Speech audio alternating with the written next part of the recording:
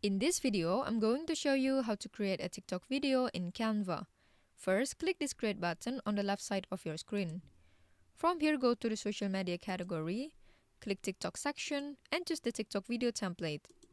Now let's add the video. You can do it by choosing a video from the Elements tab or upload your own file from your computer. For this demonstration, I'm going to use these videos from Pixabay. To upload your own file, just go to the Uploads tab, click Upload Files, then choose the video that you want from your computer. Once the upload process is done, you can drag and drop the video like this and adjust the timeline. To adjust the position, you can double-click the video and adjust its positions in the canvas. Since we already have a video in our canvas, now it's time to add a caption. To do that, just go to the Text tab on the left side of your screen and click this Add a Text Box button. Here you can adjust the size of the text like this. To edit the text, just click on it and edit it to whatever you want. After that, you can go to the top toolbar to change the font style, size, color, alignments, or even add some effects and animation.